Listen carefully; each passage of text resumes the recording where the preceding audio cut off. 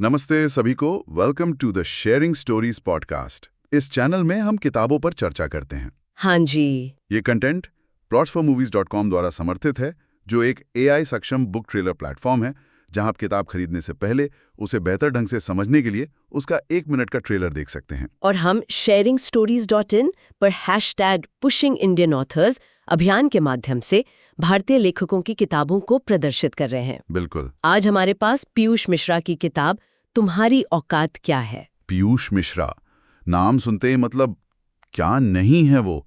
Actor, singer, गीतकार, नाटककार, कहानीकार, सब कुछ। हाँ, बहुमुखी प्रतिभा जिसे कहते हैं। और अब उनकी आत्मकथा तुम्हारी औकात क्या है 2023 की शुरुआत में आई थी और काफी चर्चा हुई इसकी। हुई तो थी। तो आज इसी पर थोड़ी गहराई से बात करते हैं। Bring your book to life with AI. Plotsformovies.com helps you create movie-like trailers for your book, allowing filmmakers to visualize your story, just the way you imagined it while writing. Enhance the storytelling experience to a whole new level with realistic characters, immersive voiceovers, and cinematic sound effects. No more boring stock images or generic clips.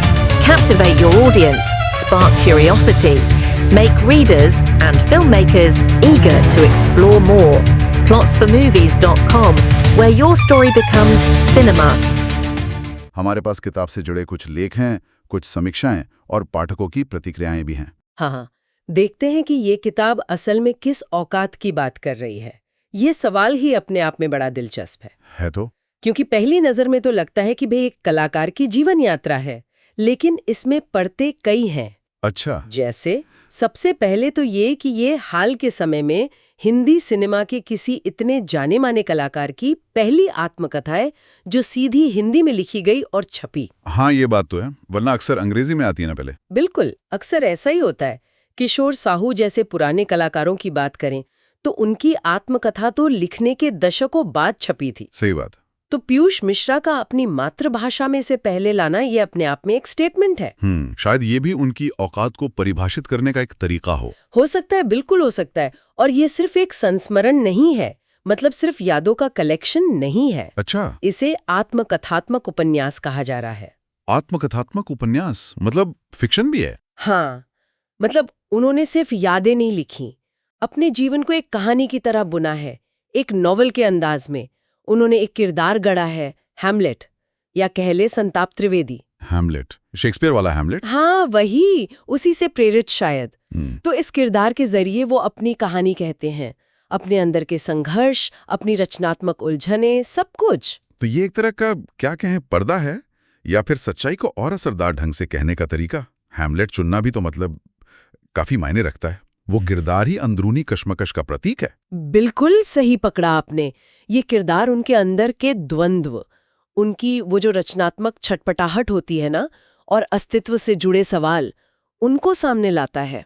ये किताब पाठक को सीधे उनके मन की दुनिया में ले जाती है, जहां सिर्फ बाहरी घटनाएं नहीं, अंदर की उथल-पुथल भी उतनी ही अहम है। और ये सफर कहां से कहां तक का है? सफर ग्वालियर से शुरू होता है, उनके बचपन से। ग्वालियर, फिर दिल्ली, NSD वगैरह। हाँ, बिल्कुल।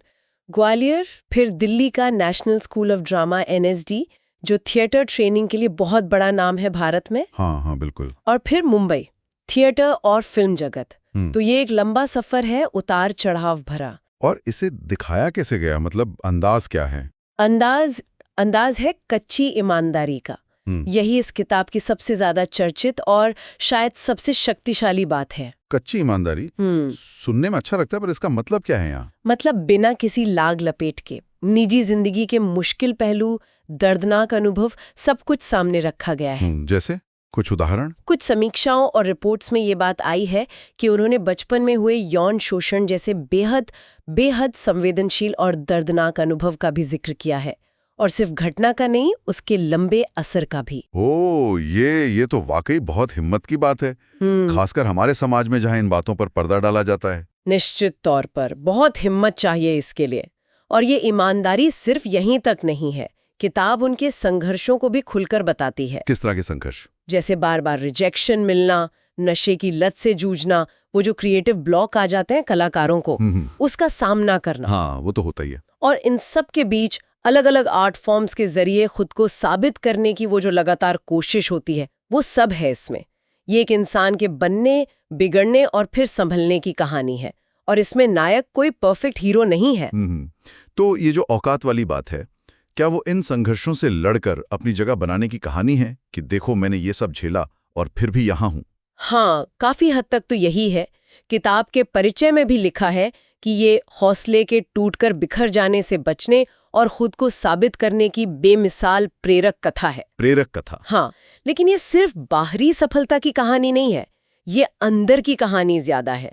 अपनी कमजोरियों को, अपनी असफलताओं को, गलतियों को मानना, उनकी बेरहम पड़ताल करना। बेरहम पड़ताल। खुद की। हाँ, खुद की।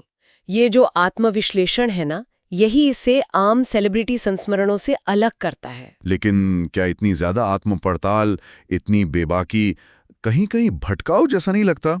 मतलब क्या पाठक कलाकार पीयूष मिश्रा को भूलकर सिर्फ उनके संघर्षों में ही उलझ जाता है? ये सवाल वाजिब है। हो सकता है कुछ पाठकों को ऐसा लगे। रेडिट जैसी जगहों पर मैंने कुछ कमेंट्स देखे, लोगों पर इसका बहुत गहरा असर हुआ है। अच्छा, क्या कह रहे थे लोग? किसी ने लिखा कि शब्दों ने मेरा जीवन बदल दिया है, तो किसी को उनकी कठोर आत्म ईमानदारी डरावनी भी लगी। डरावनी? हाँ, मतलब इतनी ईमानदारी शायद हजम करना मुश्किल हो। ये दिखाता है कि किताब आपको आराम से नहीं बैठने देती, शायद विचलित भी करती है। पर शायद यही उसका मकसद भी है, झकझोरना। और लिखने का स्टाइल कैसा है? क्या ये भारी भरकम आत्मविश्लेषण पढ़ते हुए उबाऊ हो जाता है? नहीं, यहीं पर पीयूष मिश्रा का लेखक वाला कमाल है। शैली काव्यात्मक है, पोएटिक टच है। हाँ, पर बोझिल नहीं। गद्य में एक नाटकीय ऊर्जा है। वो शायद उनके थिएटर के अनुभव से आई होगी। हो सकता है। लेकिन भाषा बहुत सीधी है, स्पष्ट है, अपनी सी लगती है। जैसा कुछ पाठकों ने कहा भी, लेखन मक्खन की तरह बहता है। मक्खन की तरह, वाह। हाँ, मतलब शब्दों से जैसे तस्वीरें बनती हैं। कोई फालतू शब्द नहीं, एकदम कसा हुआ लेखन। यानी अंदाज हुआ अनअपोलोजेटिकली कैंडिड, बोल्ड, बेबाक, बिना फिल्टर वाला। बिल्कुल। लेकिन साथ में पोएट्री भी। हाँ, ये कॉम्बिनेशन तो मजेदार है। हाँ, है तो। और भाषा की ताजगी भी गजब की है। ऐसा लगता है जैसे आज की जबान में लिखी गई है। अच्छा, ये अच्छी बात है। हाँ, इसीलिए शायद ये युवा पीढ़ी से भी जुड़ पा रही है।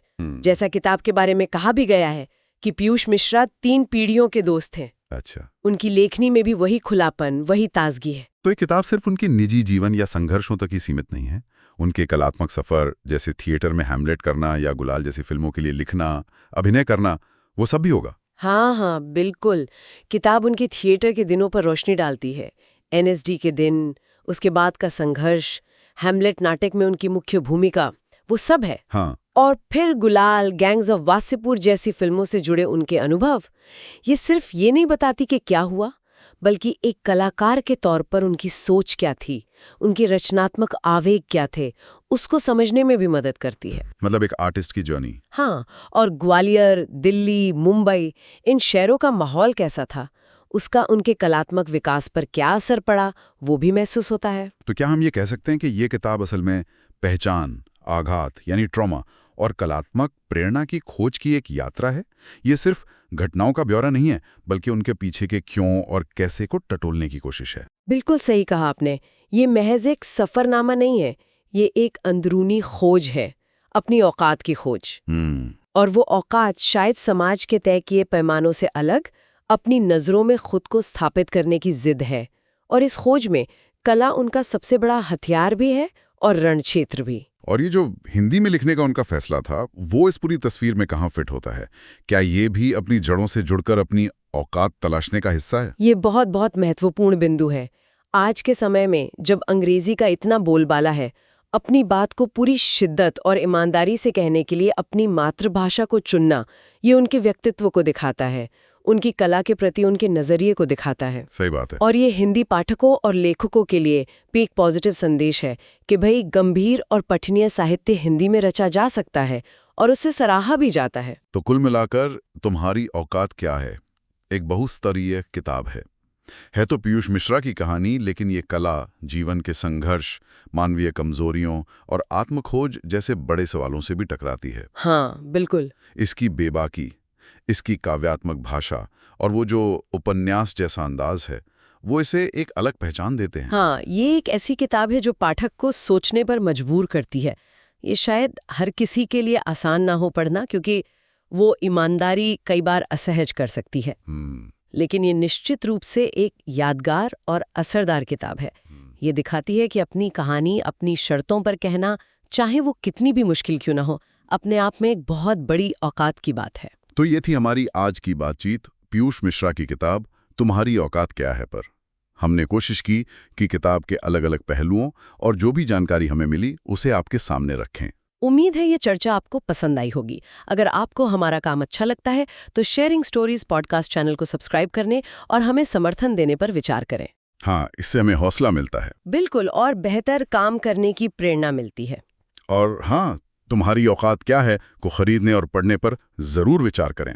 हमने डिस्क्रिप्शन में खरीदने का लिंक दिया है, इसे पढ़िए और अगर अपने अनुभव साझा करना चाहें तो हमें खुशी होगी। और जाते जाते एक सवाल सबके लिए। हाँ, भारतीय लेखकों की आपकी पसंदीदा किताब कौन सी है और क्यों? नीचे कमेंट्स में हमें जरूर बताइएगा। हाँ, जरूर बताइए।